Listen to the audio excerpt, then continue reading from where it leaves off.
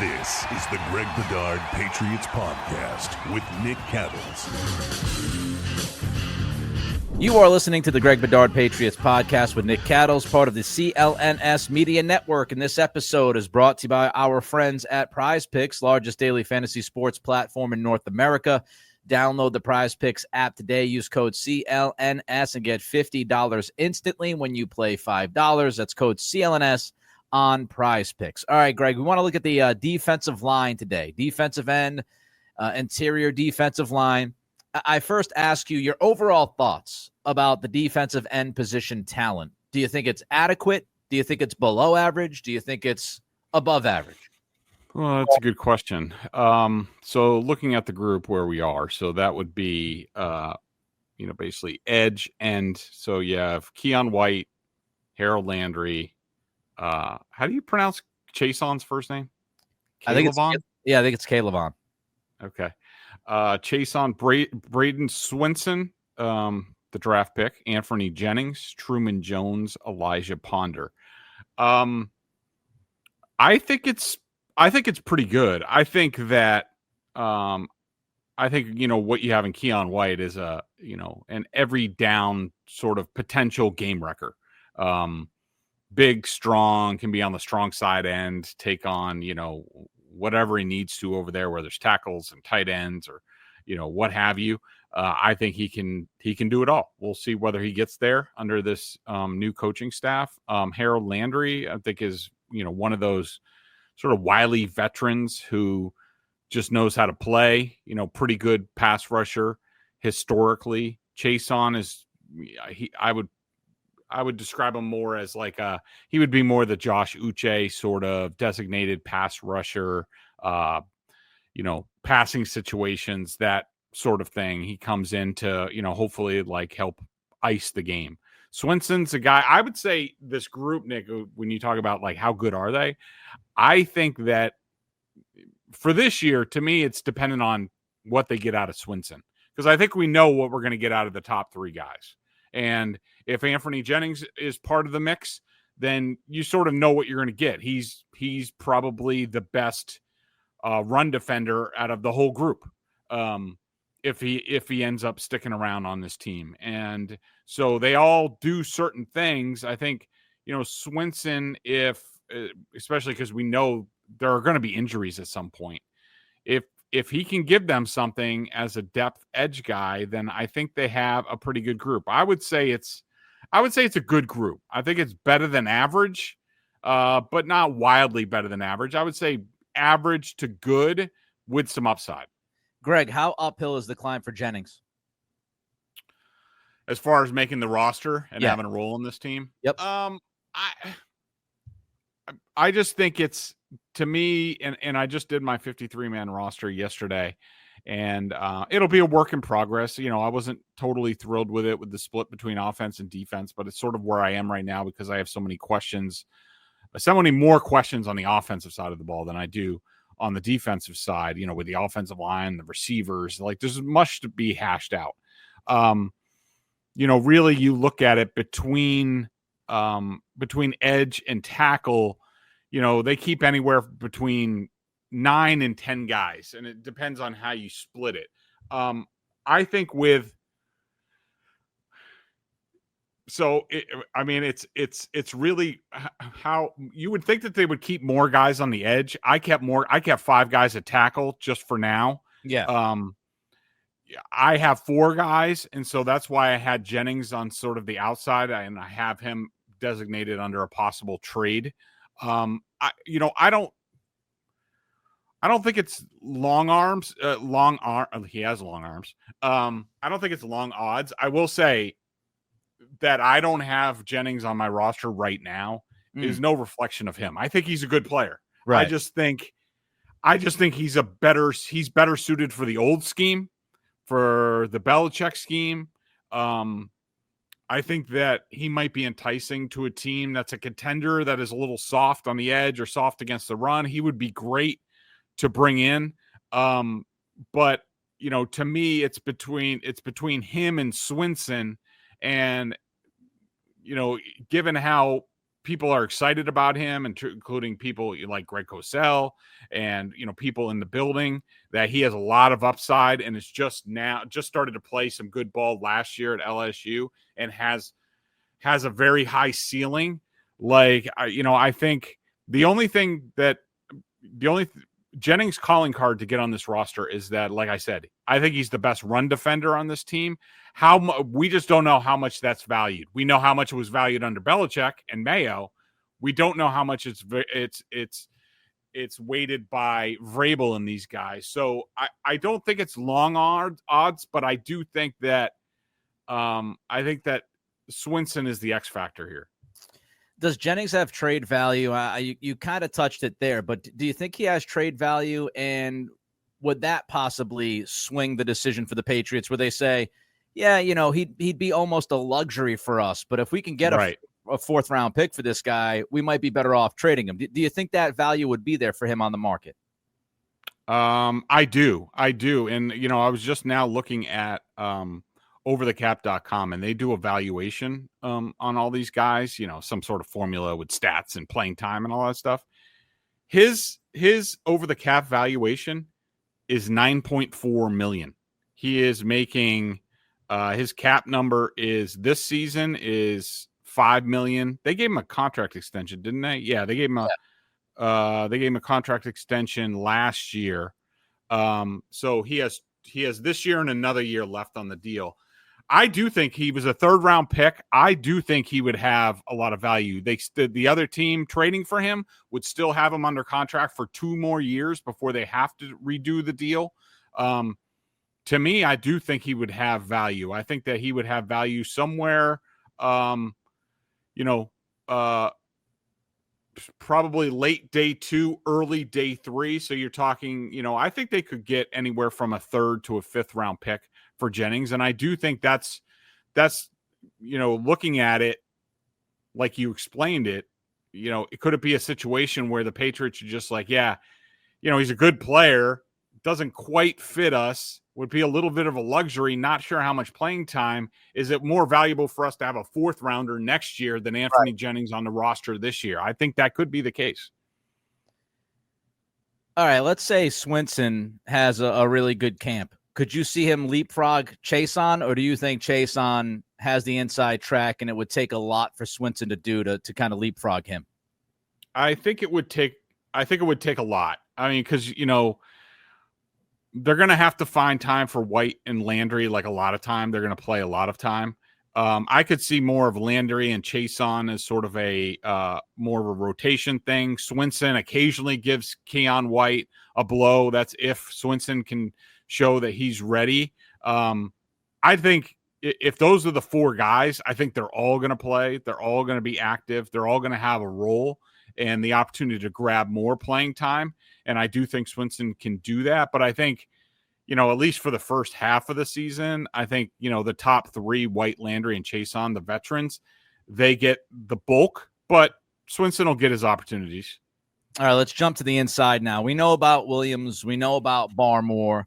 Let me start here. Might be a weird place to start for some people, but Tonga, is he a necessity given what he does and what they need? Because we know Milton Williams, when you look at it statistically, Greg, analytically, he was god-awful against the run last year.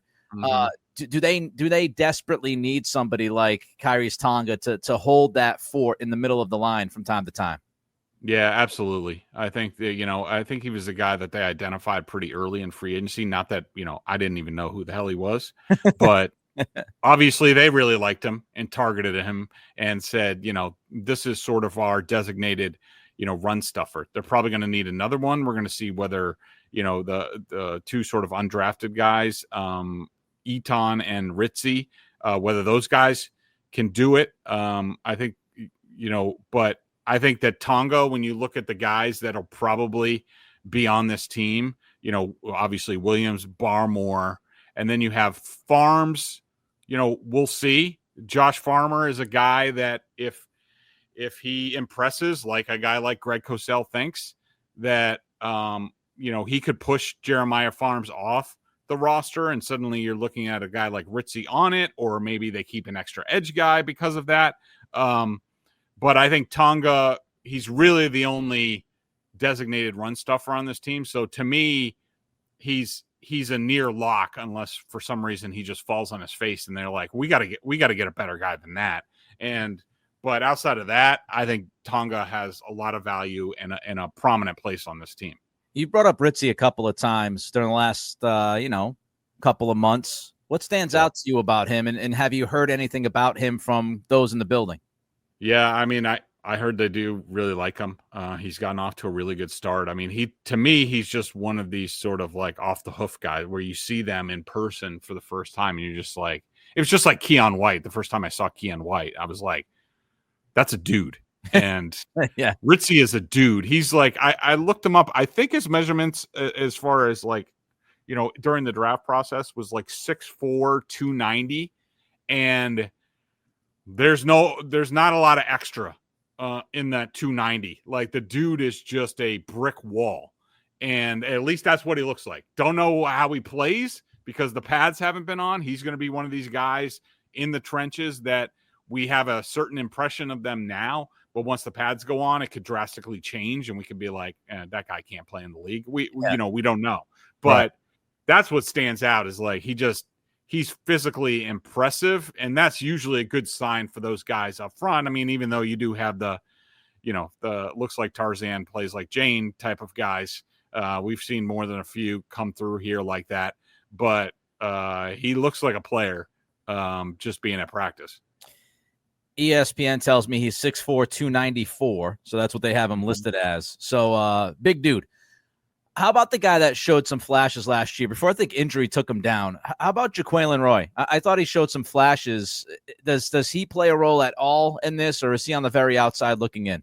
Did I miss him on the roster? I think I might have, because I do not have him listed on my thing. Because they did sign him to. Oh yeah, he is there. I missed him. That's a whiff. That's my fault. I got to fix that. I liked him a lot. I thought he had a lot of good moments. I would say that him and Farms are probably like competing together. Josh Farmer's definitely going to be on the roster. So if they keep 5, then it's Farm or Roy or Ritzie. All those guys are in competition, and I was impressed with him last year. I think there was at least one game where I had him as my top up because he played that well, and that should serve him well going into the season. All right, we got a mailbag coming up, but first, Greg wants to tell you about PrizePicks. PrizePicks is the best place to turn your sports knowledge into cash. With millions of members, PrizePicks has made daily fantasy sports accessible to all. You just pick more or less on at least 2 players for a shot to win up to 2,000 times your cash. Run your game all season long on PrizePicks. On PrizePicks, you can mix and match player projections from different sports. Combine your favorite baseball players with players from tennis, golf, women's basketball, what have you. And, pretty soon college football will be here before we know it. PrizePicks invented the flex play, which means you can still cash out if your lineup isn't perfect. You can double your money, even if one of your picks doesn't hit. PrizePicks puts their members first, so all withdrawals are fast, safe, and secure. When my picks hit, I can get my money in as quick as 15 minutes. Download the app today. Use code CLNS to get $50 instantly after you play your first $5 lineup. Again, that's code CLNS to get $50 instantly after you play your first $5 lineup. PrizePicks, run your game. And for those listening, we ask that you subscribe to the podcast, like, and leave a review, especially let everybody know how you feel about Greg Bedard. And for those watching the show on CLNS, go ahead and hit that like button, subscribe to the Patriots Pass YouTube channel where you can find our show and a lot of other great Patriots content. Also, please make sure to turn on your notifications so you know when the instant a new video drops, and check out the big boy and Mike Giardi over at BSJ. $50 for the year. Bedard, Giardi tag teaming the Patriots coverage. John Corrales letting you know the latest moves by the Celtics. Haggerty all over free agency. So check them out. BSJ, $50 for the year. All right, let's get to some mailbag questions. We start with Tuckmar. Love the 4 rookie O-linemen, as we know what we have, and it ain't great, so like the overhaul. Do you think inside One Patriot Place, they are as worried about linebacker as most reporters seem to be. Seems like a position the Pats kind of ignore, but fairly easy to draft contributors. Any thoughts why? It's a good question. I mean, I think one of the guys that we don't know a ton about, a guy by the name of Monty Rice, he has some background being with the Titans, being in the scheme. They might really like him. I like Cam Riley, the undrafted free agent. You're talking about a guy who's like 6'4" and long, could be like a former Titan David Long type. But I would agree, and we've talked about it before. I mean, I think they're very happy with Spillane. Hopefully he stays healthy. I do think at the other inside linebacker spot, Christian Ellis, Jack Gibbons, Jelani Tavai, if when he gets back from his calf injury, I think they're okay with it for now. I do think that spot is going to be something that they target either, around cut downs. If somebody has a surplus, they bring in a guy. I think that room is screaming for a fourth or fifth guy with upside. And I do. I don't think they're worried right now. I think that it's more of a let's see what happens when the pads go on and how we're doing. But we got to be ready to make a move if we need to. It's interesting. Pro Football Focus's Dalton Wasserman did a story June 25th. So this is about 2 weeks ago, about a week and a half ago. And it had to do with linebacker unit rankings. And the headline is Eagles Patriots carry elite units. And PFF, for what it's worth, has the Patriots ranked third for linebacker units in the NFL.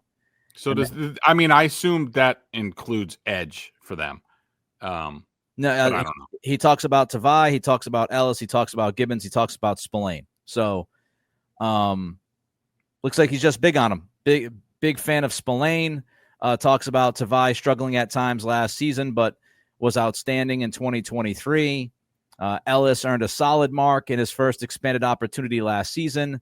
And Gibbons flashed potential with a 77.9 overall grade over the past 2 years. So, again, for what it's worth, I know some people hate Pro Football Focus. Some people live by it.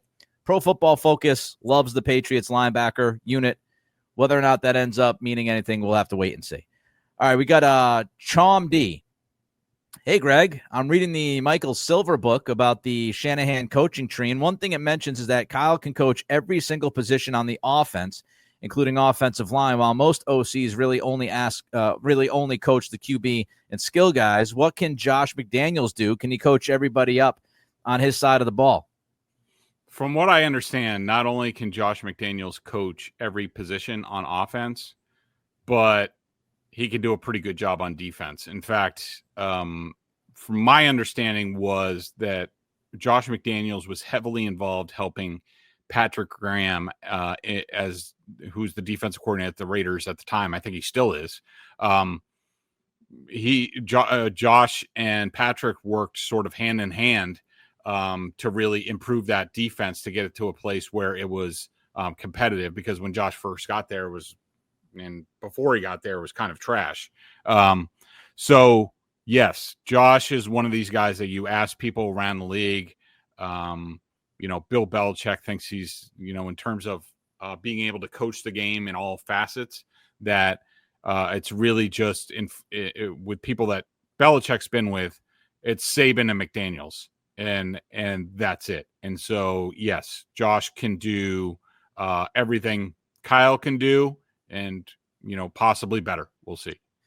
Pretty good company to be in there with Saban. And I would say, watching McDaniels coach, and I saw him coach out there in Vegas when I was out there in Sacramento. The biggest issues for Josh, and I can't speak to what happened in the room because you hear all sorts of stories about how not everybody loved him and rubbed some players the wrong way. I can't speak of that. Mm-hmm. But it was always like clock management.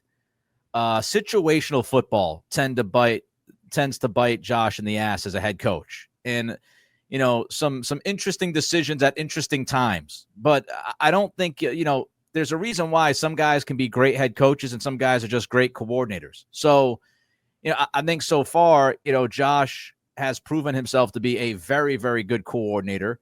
I would not suggest hiring him as a head coach, but that doesn't really matter for the Patriots. And it's, some people kind of get it twisted. We're like, oh, well, he's not a good head coach, so he doesn't know football. That's not true. There's a lot that goes into being a head coach. And sometimes you might not have the right personality. Sometimes you might not be able to handle the egos in the locker room. Sometimes you might not be the best leader of men when it comes to speaking to them and holding them accountable and holding them responsible. Like Gerard Mayo knows a lot about football, but it doesn't, so he could be a great positional coach. He could end up being a great defensive coordinator if he comes back to football. But it's, different roles for different personalities. All right, let's go to CSM 17 CSM. You mentioned something might be missing with Caedan Wallace at tackle. Could you elaborate on whether it's an issue of will, smarts, conditioning, etc.? Just to let people know, like when I write certain things and I leave certain things, observations, critiques of players, when I leave them at a place that is gray, a little bit gray, there's a reason for that. And, that I have the information. I can't tell everybody everything that I know because I value my sources and I don't want to expose them. I'll just say this. The things that I hear that are that may hold Caedan Wallace back, and I'm not saying they definitely will, and I'm not saying they are, but the potential to where they're like, what, let's just cut bait and move on and let's trade him. Maybe we can find somebody who really liked him in the draft and get like a 5th or 6th or something like that. The reasons for that would be, go back to what I wrote a year ago after the draft, the infamous red flag column. And basically like all that stuff that I reported then, I mean, just for just about everyone in that draft class, has come to fruition.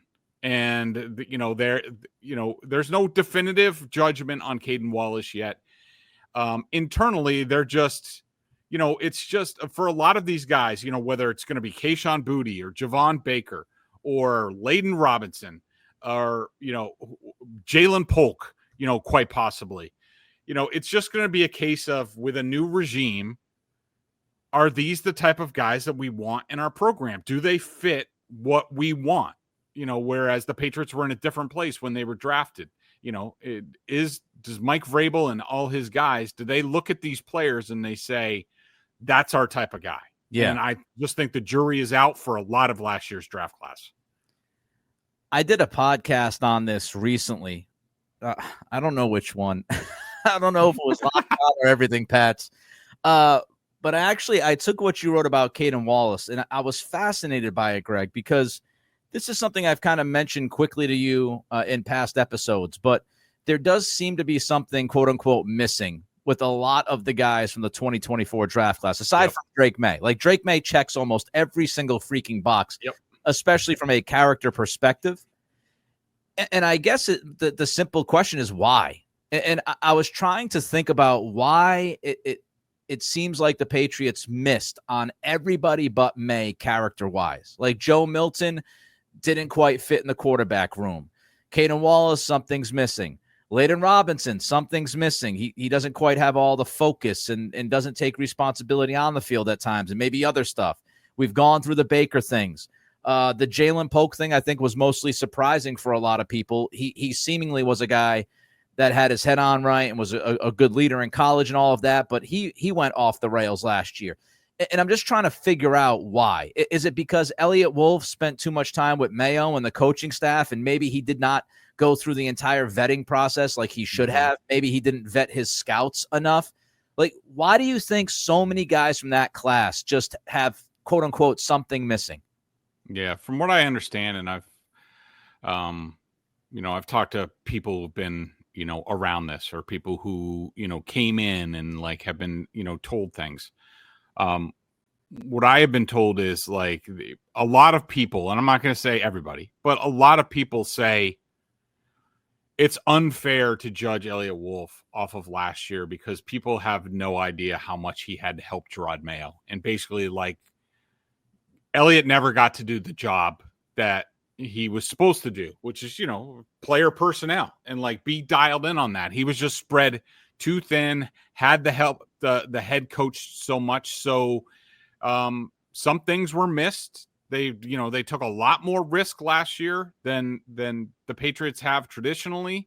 We're looking for a lot of upside where they're just like, all right, well, we're going to go for this guy. And, if he clicks, he's going to hit it out of the park, but they didn't stop to think about the downside. I just think that from what I understand, I don't want to say Elliott was distracted, but I think that things did not go well, and he didn't have the opportunities that a lot of other personnel guys have, where it's just like, the coaching staff is doing their thing. I mean, remember, he had to help put together the coaching staff. This is all during like, the Senior Bowl and Combine. Like, they're working on like all this stuff, and which is prime time for a GM to sort of get dialed in on prospects and who he wants. And I don't know how much to say, Elliott was a victim, but I'm just relaying what people have told me, that he that something was off last year, and led to what probably in short order we're going to look at as a disastrous draft class. When you also think about the grading system and how they were using Belichick's last year, because you just don't have enough time to just overturn the whole system and all that. So you're kind of in between grading systems, where Elliott and Alonzo Highsmith likely want to use the Packers system, but know that they can't. And you're trying to have these conversations with scouts in a front office that have not fully implemented what you want to do. So you're working off that old system. So there could be some clunkiness with that as well. I really think, and look, it's not to excuse Elliott Wolf, but I do think there was somewhat of a perfect storm happening last year with all the stuff, like the way that everything unfolded, the timing of it, just all of it. It was a freaking mess from the top down, and it affected everybody. It impacted the front office. It impacted Wolf. It impacted Mayo. It impacted the coaching staff. Somebody like DeMarcus Covington, who people thought highly of, ended up being an absolute disaster at defensive coordinator. It impacted the players on the field because for whatever reason, whether it was, not being held accountable, responsible, or they just weren't getting the coaching that they wanted. I mean, Keon White is on record saying, I didn't have a coach. So it just feels like last year's circus that we watched happen on the field. It began from, January of 24 all the way through. And everybody felt the shrapnel. Everybody got hit by the shrapnel. And, how much Elliott Wolf will get the blame for that, I'm sure he'll get a decent amount because he was the guy that was leading the football operations. But then you look at this year's draft, and I know a lot of people just say Vrabel and Cowden and stretch, and I understand why you would say that. But again, if you know the process, and Greg and I have gone through it, all of that work was done under Elliott Wolf. Elliott Wolf was the one that was, okay, Mike, what do you want from this position? And Mike reportedly had a meeting in February with the front office and the scouts and said, these are the types of players that I like. He didn't go up there and say, okay, I want Travion Henderson. I want Kyle Williams. He didn't do that. He said, this is what I'm looking for. Elliott Wolf takes that information, and then they do their work, and they go back to Mike and say, these are the guys that we think are a fit. And then Mike looks through those dudes. That's how it works. So Elliott did have a decent amount of say when it comes to this draft class with Vrabel coming over and not having a full season under his belt. So it's interesting because when you look at last year's class and this year's class, it could not be any more antithetical than it is. Bay Area Pats fan, and I'm not just talking about talent because we don't know if these guys are going to work out. I'm talking about their background of work ethic, leaders, captains, maturity, completely different. Bay Area Pats fan. Greg, what mistakes, if there were any, in arriving at your last year's prediction of the win-loss record that you would not repeat this year? Another one of these questions. Like, like, what do people expect out of me? Like, if I don't nail it, or I'm within one game, like I'm some sort of failure, and I need to like search my soul to see why I was off on the Patriots record. This is like the second time in like a couple months where I get, tongue lashed about like your pick wasn't good enough. Shame.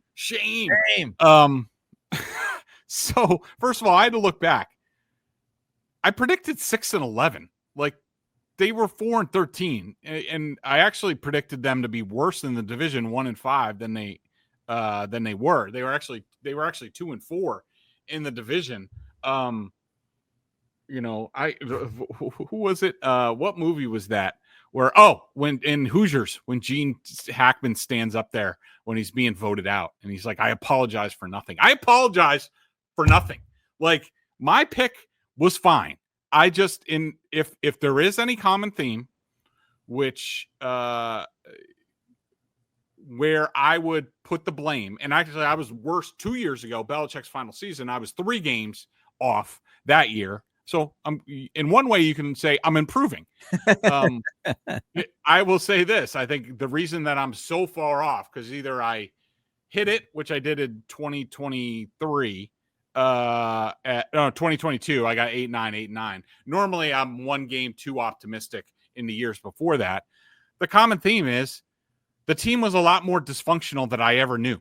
Whether that was Belichick's final season, Belichick's not talking to the quarterback and isolates Mac Jones, Bailey Zappi's doing Bailey Zappi things, Gerard Mayo is stabbing Bill in the back and disrespecting the coach in meetings and all this stuff. And then last year, I put faith in that Robert Kraft has a pretty good track record of picking coaches, and inherited Parcells. Pete Carroll didn't work out here, but he was a really good coach. Bill Belichick, obviously. Kraft had a lot of faith. I was like, all right, I've heard some not great things about Mayo, but Kraft is closer to this than me, and I put some faith in that. And, again, the coaching staff last year was dysfunctional, as we all know from, what even players have said. But I don't apologize for being 2 games off last year. There were certainly winnable games there for them that they blew, including the Titans game, among others. I'm sure Nick has a better memory about this stuff than I do. But there were so many 1-score games, and I'm not saying that's any indication of anything, like they're going to be so much better this year. I mean, I do think it helps, and I think that Mike Vrabel's him and Stretch are going to, sort of close that gap in terms of winning and losing those games. But I maintain, just like the year before, I think Belichick's final season, that should have been a 7-win team. Last year's team should have been a 6-win team. It's just the coaching staff was inept and dysfunctional in both cases. And so the reason why I have confidence now, while I'm gonna put that behind, I do think I have a lot of faith in Vrabel. I have a lot of faith in Josh McDaniels. I have a lot of faith in Jeremy Springer at special teams, that in the depth of this coaching staff, and they're bringing in more help and analytics and all this stuff. Like, I just think they're going to be a much better operation. Now, again, I could be too rosy about that, and maybe there is dysfunction because maybe Vrabel and McDaniels don't get along, like Vrabel didn't get along with LaFleur in Tennessee and like all that stuff. It could happen again. But I just think these guys are really good. I think the schedule is really bad. And again, I haven't made my official prediction for next year. My one right now was 11-7. Maybe with what the Steelers are doing, it might go down to 10.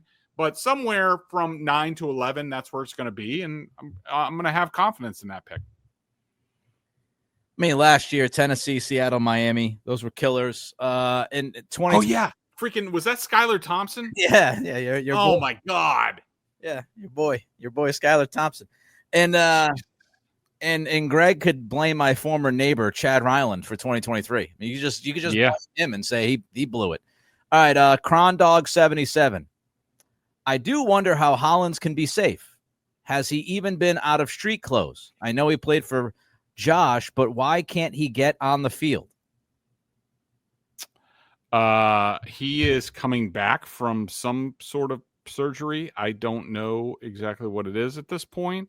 But they gave him a decent contract. It's not something that would prohibit them from moving on from him if they don't like what they see. But he played for Josh McDaniels. He's been in this offense. He's a great dude. He's been there for everything. He's a leader. Yeah, he walks around shoeless and all that stuff, and does his grounding stuff. Whatever you think about that. Played some good ball with Buffalo. Helped them in some big games. Stand out on special teams. I just think he's one of those guys, especially in that room, in that wide receiver room that we spent so much time talking about. And, who we'll see with Diggs. He does have a good reputation once he's in the room of being good for the room, at least for a year. But Hollins is sort of they brought in all these guys that they can vouch for, and that where they can put them up, basically put these guys up on a wall in their respective position room and be the example to these guys about this is how the new New England Patriots are going to be pros, how they're going to go about their business. So for that reason, I put the chances of Mack Hollins not being on this team as very, very minimal. I'd also say this. I don't know where Crondog77 gets the idea that he can't get on the field. Maybe he's just talking about right now. But the way that the question was written, it had to feel like where like Mack Hollins is always out, like he's the Marte Mapu of wide receivers. Mack Hollins has played 16 or more games in every single one of his NFL seasons, aside from 2023 when he played 13 games. He played 17 last year. In 22, he played 17. In 2021, he played 17. In 2020, he played 16. In 2019, he played 16. I don't know what happened in 2018. Was it an ACL or something? He was out in 2018. But in 2017, he played in all 16 games. So if you look at Mack Hollins' career, the one thing that he does do is show up and is active. So I don't know. Let's wrap it up with this one. TJD 1958 TJD. Hi, Greg. If May and possibly Polk are the only ones left standing from last year's draft, how the heck does Wolf still hang around? Plus, whose idea was it last year to extend the guys you have barely making the team? We answered, I think, the draft stuff, but as far as the extensions and all of that, how much was that Wolf's call? How much was that Gerard Mayo? How much was that, familiarity with the coaching staff? Yeah. How'd all that play a role? I think it was an organizational decision from the very top that I think everybody was on the same page. And Nick, I don't want to go back just because last year was a disaster or some guys' futures might be in doubt at this point, but I don't want to, use hindsight too much. I mean, Nick, I think you and I both were on the same page that I think just about all of those extensions we probably would have done. I think we had some consternation about Onwenu and Duggar, but you have a new coaching staff coming in and, they're running the same stuff, especially on defense. You got to start somewhere in building something. And, those guys had all been good pros for the Patriots. They'd all been good soldiers for the most part. You don't know how guys are going to react to getting big money like Onwenu. Could you be critical of that at this point? Yeah, but those things happen. But I think that I didn't have a problem with what they did. And, 2 years later, I'm not going to rip that up. I mean, certainly the draft is wide open for criticism. I think we sort of went over where we think Elliott's blame and all that happens. The bottom line is his name's on it. But let's also remember this. Elliott Wolf ain't in charge anymore. And just because he's here getting paid on his contract, I think we've talked about this. I think a lot of those guys that Vrabel basically had to keep, or the Crafts, sort of said, we'd like to see you do this. I think those guys are on a year-to-year proposition at this point and could be gone in a year, could be gone in 2 years. But I think, look, that Elliott Wolf is here helping, doing some press conferences, helping with some evaluations. I think at the end of the day, I think we all know it's Vrabel, it's Caedan, it's Stretch. We'll see how much the circle of trust evolves from there. But, I don't think it's any big travesty that Elliott Wolf is still here. The extensions, too. Let me just mention quickly. Jennings was fine. He was pretty much what you expect him to be. He was top 25 in run defense grade when it comes to PFF. He wasn't very good in pass rush grade, but we know that's been him as an NFL player. So he was what you would expect. Kyle Duggar, I'm writing last year off. We know the story by now. Andrew Callahan has a long story about it. I think it was in early February. He had a severely injured ankle, a high ankle sprain that needed tightrope surgery. When the year was over, they misdiagnosed it. It was a disastrous year for him. He was playing on one leg. So that is what it is. Mike Onwenu, I think, played fine. And I would say that the right tackle, right guard screwed him up. And I think we'll see a better Onwenu this year when he's actually playing his natural position and he knows he's going to be there week in and week out. Jabril Peppers was an off-the-field situation. If you look at Peppers leading into last season, he was literally, when you talk about analytics, one of the best safeties in football. So I don't have much of an issue there. Ramondre Stevenson, the fumbles, that looks terrible. We'll see if he can get over the fumbleitis. If you look at his career, it seems that like the odd years, he doesn't fumble a lot. The even years, he fumbles a lot. I don't know why, but you can look it up if you'd like. I'm right on that. So it's an odd year. So maybe 2025 is good news for him. So I don't like the extensions that we talk. I don't think it was like, oh my God, what a terrible decision. I don't think so. I really don't think so. And I would also add this one more note. A lot of those deals, the Patriots can get out of after this season. Mike Onwenu has an out on his contract. I believe Duggar has an out on his contract. I believe Peppers has an out on his contract. So those were really like short-term deals, which I always remind people. Look at the details. I know we live in a world that context and minutia doesn't matter to most. I get that. But don't believe the agent-leaked deals that get tweeted out by Rappaport and Schefter because those numbers are always pumped. They're always pumped and stuffed, baby. That's what they are. Those aren't the real numbers. Stephon Diggs did not sign the deal that you think he signed. He signed a 1-year deal with a bunch of incentives. Always look at the details. All right. That's my speech for today. He's Greg. I'm Nick. Greg's kicking his microphone. He's had enough. He's done with this shit.